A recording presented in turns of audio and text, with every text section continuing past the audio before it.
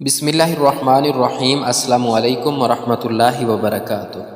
اگر آپ اپنے گھر سے غربت کا خاتمہ کرنا چاہتے ہیں تو نبی اکرم صلی اللہ علیہ وسلم کی بتائی ہوئی یہ چیز گھر لے آئیں۔ حضرت ام ہانی رضی اللہ تعالیٰ عنہ فرماتی ہیں، ہمارے پاس نبی کریم صلی اللہ علیہ وسلم تشریف لائے اور پوچھا کہ کیا تمہارے پاس کھانے کے لیے کچھ ہے؟ میں نے کہا نہیں، البتہ باسی روٹی اور سرکہ ہے۔ فرمایا کہ اسے لے آؤ، وہ گھر کبھی غریب نہیں ہوگا جس میں سرکہ موجود ہوئے۔ حضرت امی عائشہ صدیقہ رضی اللہ تعالیٰ عنہ روایت فرماتی ہیں کہ رسول اللہ صلی اللہ علیہ وآلہ وسلم نے فرمایا، سرکہ بہترین سالن ہے۔ حضرت ام سعد رضی اللہ تعالیٰ عنہ فرماتی ہیں کہ میں حضرت امی عائشہ صدیقہ رضی اللہ تعالیٰ عنہ کے گھر موجود تھی۔ انہوں نے فرمایا، کیا تمہارے پاس کھانے کو کچھ ہے؟ انہوں نے کہا، ہمارے پاس روٹی، کھجور اور سرکہ ہے۔ رسول اللہ صلی اللہ علیہ وآلہ وسلم نے فرمایا، بہترین سالن سرکہ ہے۔ اے اللہ، تو سرکے میں برکت ڈال کہ یہ مجھ سے پہلے نبیوں کا سالن تھا، اور وہ گھر غریب نہیں ہوگا جس میں سرکہ موجود ہو۔ جس گھر میں سرکہ ہو وہ محتاج نہیں ہوگا۔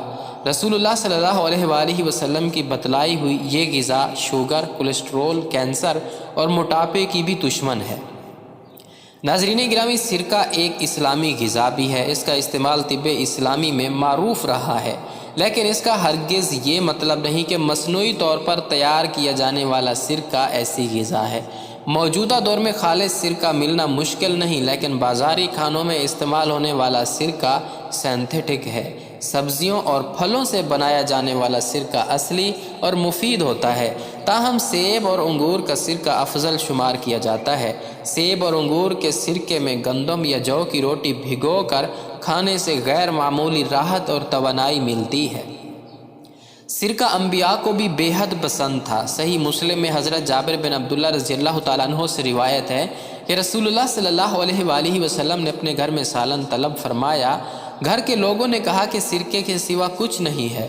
آپ صلی اللہ علیہ وآلہ وسلم نے اسے منگوایا اور اس کو کھانے لگے اور فرماتے رہے کہ بہترین سالن سرکہ ہے، کیا ہی عمدہ سالن سرکہ ہے۔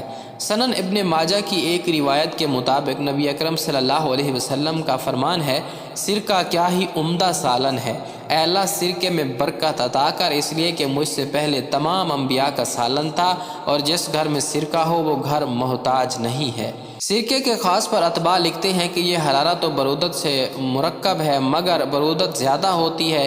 تیسرے درجے میں خشک ہے، پاخانہ نرم کرتا، صفرا کو ختم کرتا اور مہلک ادویات کے ضرر کو دور کرتا ہے۔ اگر شکم میں دودھ اور خون جم جائے تو ان کو تحلیل کرتا ہے۔ تحال کے لیے نافع ہے، معدے کی صفائی کرتا ہے، بلغم کا دشمن ہے، کثیف غذاؤں کو زود ہضم بناتا ہے، خون کو پتلا کرتا ہے۔ اس کے بے شمار فوائد ہیں۔ اگر گرم کر کے اس کی کلی کی جائے تو دانتوں کے درد ختم کر دیتا ہے اور مسوڑوں کو مضبوط کرتا ہے۔ سیب کا سرکہ بلڈ شوگر لیول کم کرتا ہے۔ یہ شوگر کے مریضوں کے لیے بہت فائدہ مند ہے، اور ان افراد کے لیے بھی جن کو ممکنہ طور پر شوگر ہو سکتی ہے، یا جو افراد شوگر سے بچنا چاہتے ہیں۔ کینسر سے بچنے کے لیے مدافعت پیدا کرتا ہے۔ بعض تحقیقات کے مطابق سرکہ کینسر کے سیلز کو ختم کرتا ہے اور ٹیومر کو سکیڑتا ہے۔ سرکہ کولیسٹرول اور دل کی بیماریوں کے خطرات کو کم کرتا ہے۔ تحقیقات سے ثابت ہوا ہے کہ سیب کا سرکہ کولیسٹرول اور ٹرائی گلیسرائڈ کو کم کرتا ہے، جس سے دل کی بیماریوں کے خطرات کم ہو جاتے ہیں۔ اس کا متواتر استعمال وزن گھٹانے کے لیے انتہائی اثر انگیز ہے۔